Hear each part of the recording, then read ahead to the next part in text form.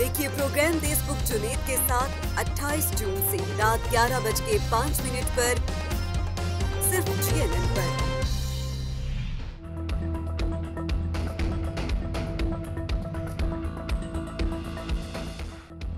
लापता आबदोज के तमाम 5 मुसाफिर हलाक हो गए। ओशन गेट कंपनी का ऐलान। बहरे ओकियानूस में सयाहों की लापता आबदोज टाइटन की तलाश में अहम पेशरफ। गर्क हो जाने वाली आबदोज का मुमकिना तौर पर सुराग मिल गया।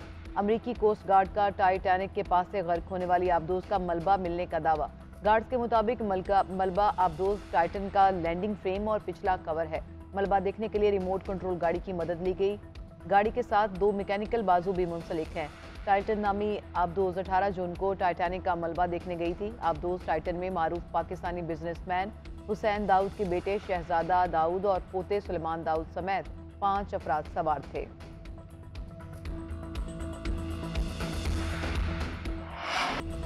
जिसे अल्लाह रखे उसे कौन छके। बरतानवी ताजिर आबदोज में सवार होने से इनकार पर हादसे का शिकार होने से बच गया। 61 साल क्रिस ब्राउन को आबदोज में इस्तेमाल होने वाली टेक्नोलॉजी और मयार पर तहफ़्फ़ुज़ात थे। एक अमरीकी शहरी का कहना है माजी में आबदोज में 4 बार सफ़र किया, हर मरतबा मसाइल का सामना करना पड़ा।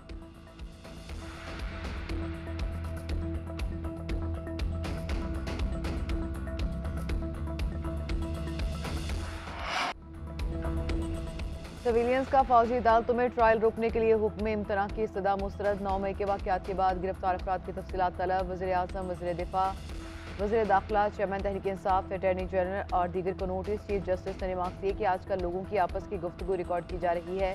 फ़ोन टैपिंग का मामला अब राजदारी के हक से आगे बढ़कर शख्सी आज़ादी तक पहुँच चुका।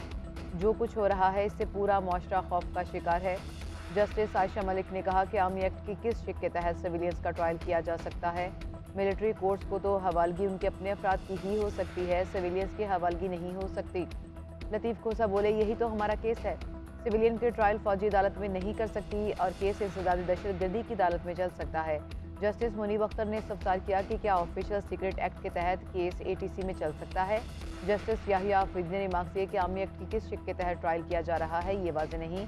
केस की मज़ीद समाअत आज 9:30 बजे होगी।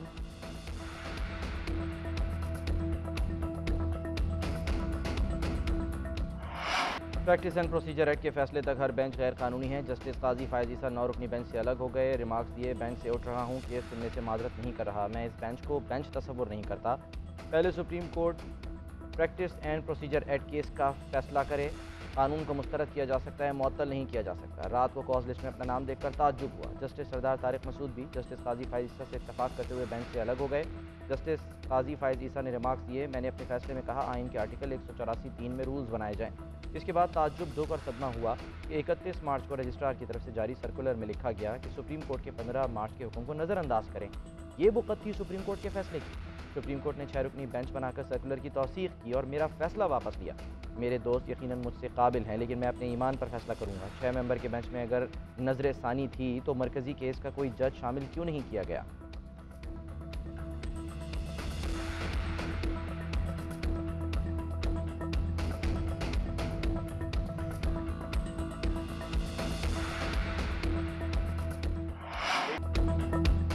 वफाकी वज़ीर ख्वाजा आसिफ की अदलिया से गिले शिकवे आप जा रहे हैं, कोई विरसा छोड़ जाए ताकि लोग आपको अच्छे अल्फाज में याद करें।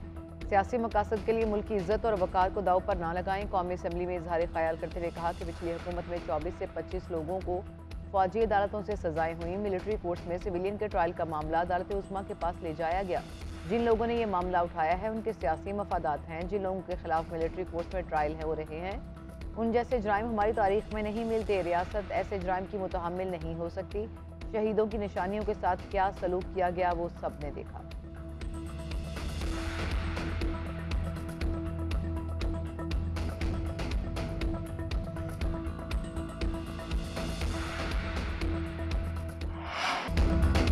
चीफ जस्टिस के इख्तियारात कम करने की कोशिश की जा रही है। 2 सीनियर जज साहिबान का इस बेंच से उठकर चले जाना मुनासिब नहीं। जस्टिस काजी फायज ईसा बेंच में बैठ जाते तो खुशी होती। सीनियर वकील एतज़ा एहसन की सुप्रीम कोर्ट के बाहर गुफ्तगू।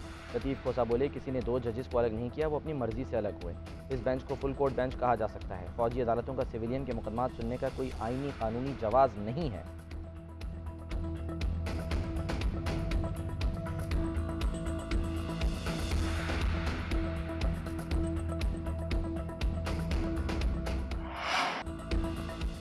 IMF से मुज़ाकरात क्यों कामयाब नहीं हो रहे? वज़ीर ख़ज़ाना इसहाक़ डार सहाफ़ी के सवाल पर गुस्से में आ गए, सवाल का जवाब नहीं दिया। सिक्योरिटी अमले को सहाफ़ी का मोबाइल छीनकर फेंकने का कह दिया। इसहाक़ डार के हुक्म पर गार्ड्स ने मोबाइल फ़ोन छीनने की कोशिश की। सहाफ़ी का इसहाक़ डार पर थप्पड़ मारने का इल्ज़ाम।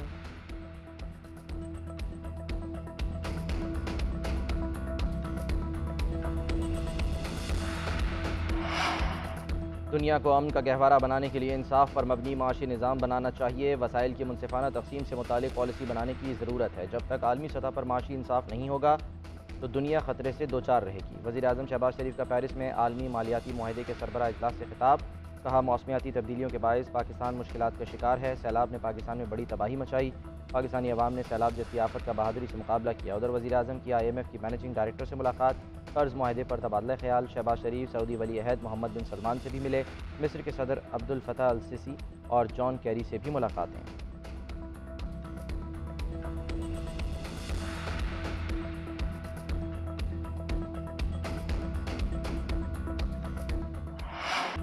तहरीक इंसाफ की मजीद विकटें गिर गईं। गुलाम सरवर खान और हुमायूं अख्तर खान का PTI से अलहदगी का ऐलान। गुलाम सरवर ने कहा कि शहदा की यादगारों पर हमले की मजम्मत करता हूँ, जो कुछ हुआ बुरा हुआ। हुमायूं अख्तर का कहना है कि 9 मई के वाक़यात की जितनी मजम्मत की जाए कम है। हमारे ख़ानदान का पाक फौज से लाजवाल ताल्लुक है। उधर कराची से सीनियर नायब सदर अशरफ जब्बार की राहें जुदा। उकाड़ा से साबिक MPA चौधरी मसूद शफकत और राव अब्दुर्रहमान भी पार्टी छोड़ गए।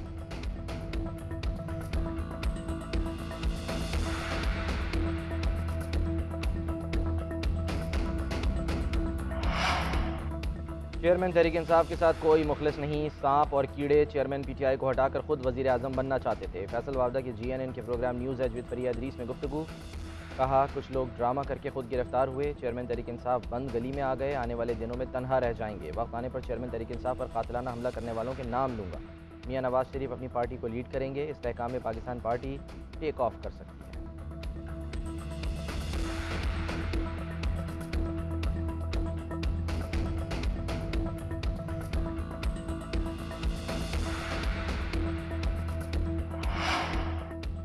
तोशा खाना केस में चेयरमैन PTI को आज नैब में बुलावा। केस से मुतालिक रिकॉर्ड साथ लाने की हिदायत। बुशरा बीबी तलबी के बावजूद नैब में पेश नहीं हुई। साबिक वज़ीर आला पंजाब चौधरी परवेज़ इलाही के खिलाफ तहकीकात का दायरा कार मज़ीद वसी। नैब ने स्टेट बैंक से परवेज़ इलाही समेत 9 अहम शख्सियात के बैंक रिकॉर्ड तलब कर लिए। 23 जून तक क्रेडिट और डेबिट कार्ड के जरिए होने वाली तस्दीक़ात का रिकॉर्ड भी मांगा। उधर आमदन से ज़ायद असासाजात केस में उस्मान बुज़दार नैब में पेश नहीं हुए।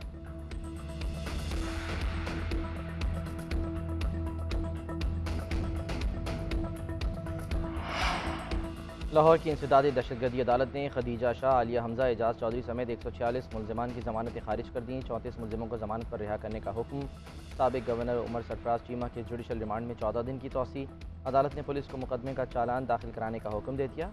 उधर पुलिस ने उमर सरफराज चीमा की अहलिया को गिरफ्तार कर लिया। 9 मई के वाक़यात में मुलव्विस होने का इल्ज़ाम।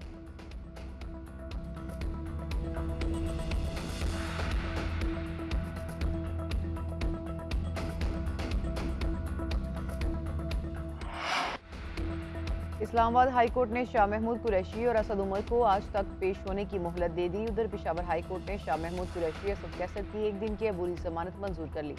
मुतालिका अदालत में पेश होने का हुक्म। शाह महमूद कुरैशी का कहना है कि इंसाफ का झंडा अब भी हाथ में है। वक्त साबित करेगा कि कौन कहाँ खड़ा है। PTI एक हकीकत है, एक नजरिया है।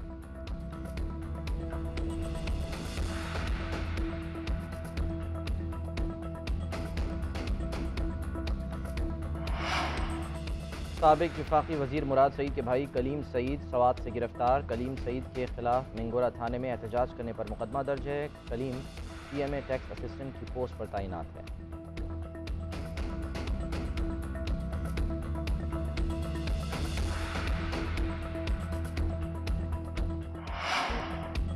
सरकारी मुलाजमीन के लिए खुशखबरी। हुकूमत ने ईद पर एक छुट्टी बढ़ा दी। 28 जून से 1 जुलाई तक ईद उल अज़हा की तातीलात का ऐलान, नोटिफिकेशन जारी कर दिया गया। 2 जुलाई को इतवार की हफ्तावार छुट्टी मिलाकर सरकारी मुलाजमीन 5 दिन की छुट्टियां एंजॉय करेंगे।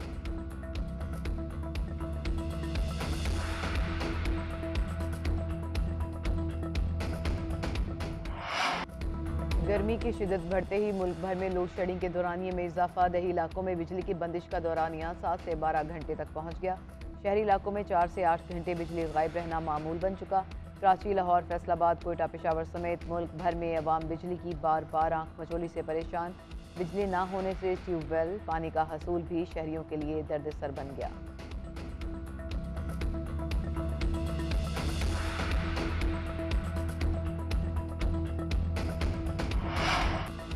चेयरमैन पीसीबी का इंतखाब 27 जून को होगा। पाकिस्तान क्रिकेट बोर्ड की इलेक्शन कमेटी का एलामिया। Election commissioner PCB Ahmad Shahzad Farooq Rana ने नजम सिटी के मुकर्रर करदा बोर्ड ऑफ गवर्निंग के मेंबरान को हटा दिया। कराची, लाहौर, पेशावर, रावलपिंडी, हैदराबाद और दीगर रीजन से नए नुमाइंदे शामिल।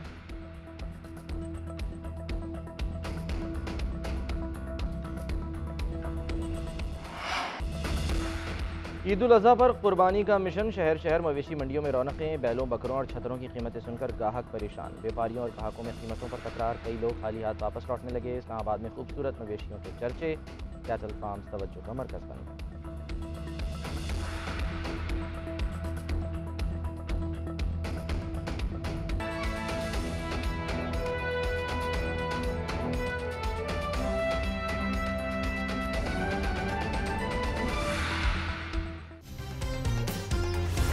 देखिए प्रोग्राम देशबुक जुनेद के साथ 28 जून से रात 11:05 पर सिर्फ GNN पर।